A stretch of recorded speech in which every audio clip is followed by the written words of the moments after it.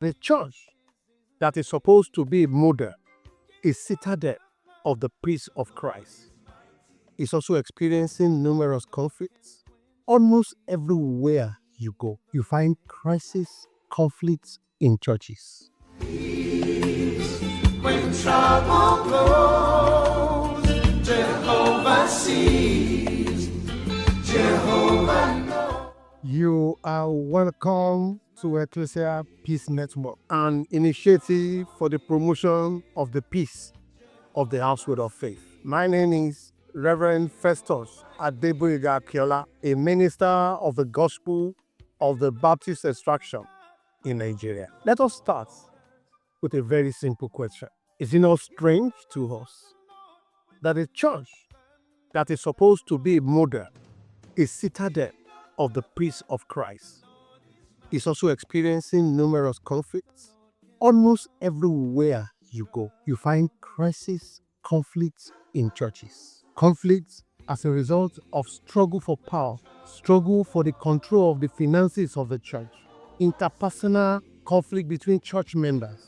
We have inter-church conflict between one church and the other, conflict between denominations and another denomination. Even churches that you go that look peaceful, many times what you have is a semblance of peace, because inside such churches there may be crisis, conflict that they are struggling with that have not yet exploded, and if not well managed, may soon explode. All this point to the fact that there's a need for the Christian community to pay more attention to the issue of church peace. It is only when the church is at peace that we can fulfill the apostolic mandates of the church to go out and win souls for Christ.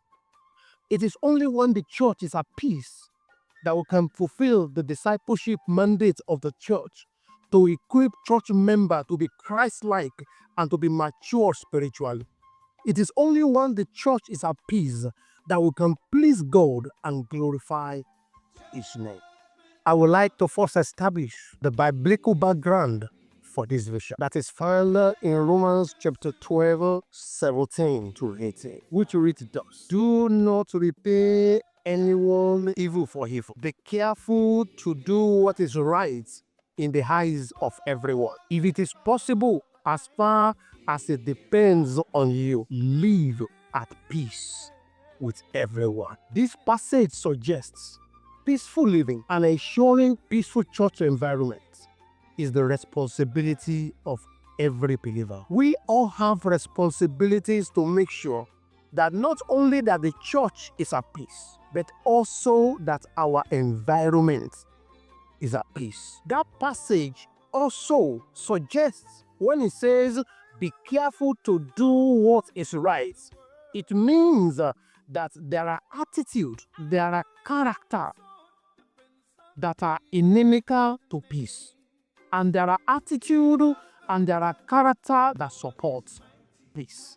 And therefore, every believer has the responsibility to ensure peace not only from the church, but everywhere that we have. Now, what are the aims of this initiative? Number one, Ekklesia Peace Network is an initiative on how to reduce conflict situations in the household of faith. Now, because we are in a human society, it may be difficult to eradicate conflicts, but the Church of God should reduce conflicts to the barest minimum through preemptive actions and godly wisdom. And it is by equipping the church on how to attain peace instead of conflicts. Number two, it is on how to manage conflicts in a manner that glorifies God. Now, when there are conflicts in churches, it is important to handle them in a manner that does not drag the name of God in the mud. Unfortunately, we have allowed church conflict many times to degenerate into ungodly level, where church members or churches take themselves to the court where unbelievers reside over court sessions. We have seen situations, very bad, where church conflicts resulted into physical combats. We have even seen situations where people were assassinated in the process of church conflicts. The next vision of this initiative is on how to resolve conflicts in a biblical and practical manner. There are biblical standards for conflict resolution, biblical standard for conflict prevention, biblical standard to bring comfort, to bring healing to broken hearts. And therefore, the Bible must always be the standard of the church, not human culture, not philosophy, not even our emotions. We should not allow our emotions to determine how we resolve conflicts in our churches.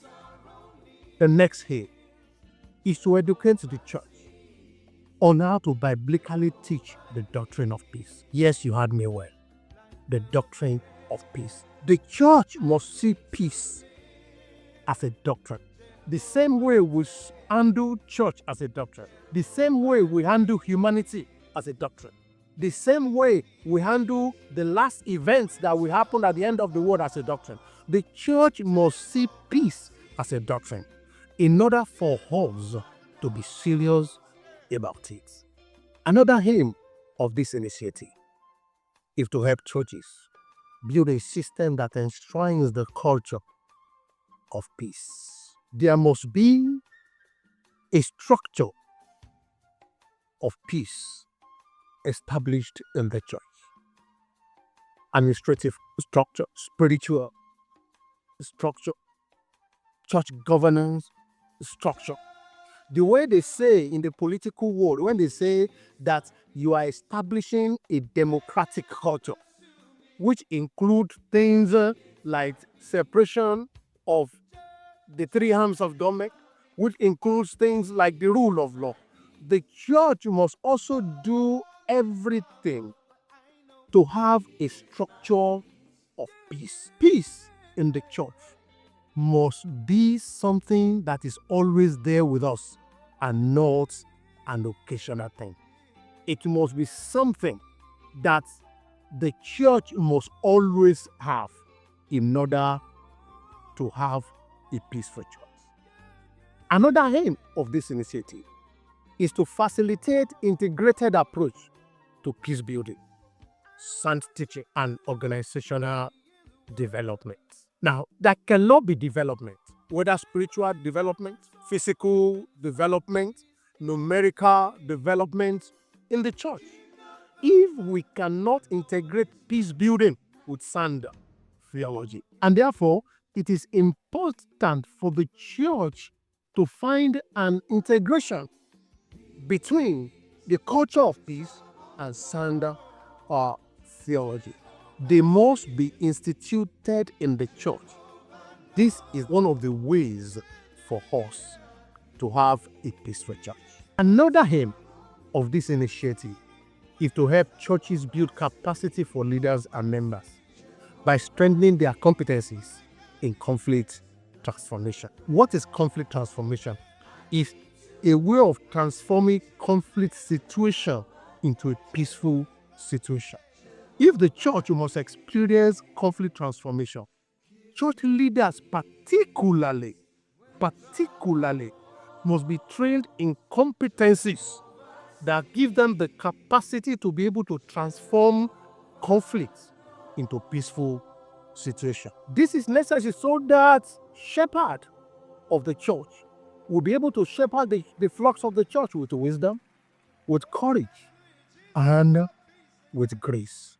Churches, especially leaders of churches, must develop these competencies for church to attain peace, transform conflict situation to peaceful environments. Another aim of this initiative is to support healthy reconciliation process, trauma-informed care, and restoration retreats. This is ensuring that souls are mended, not merely dispute settled. What you have most cases when we are handling conflict is to settle disputes and not to heal souls that have been wounded in the process of conflict. The church must go beyond settling disputes.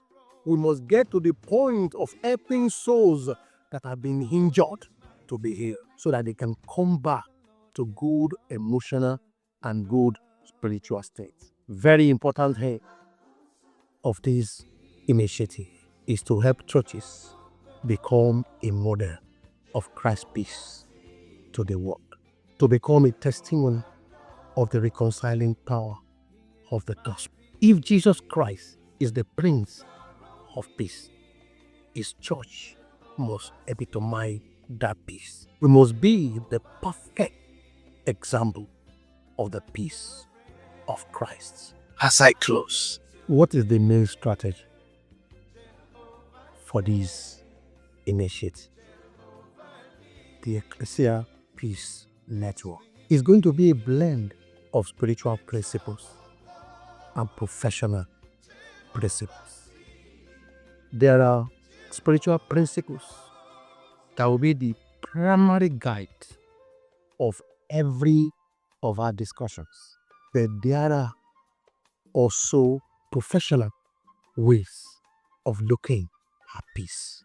We are going to have a blend of the two. By the grace of God, when we meet next time, we'll be talking about the details of the various approaches to achieving peace in the household of faith. Shall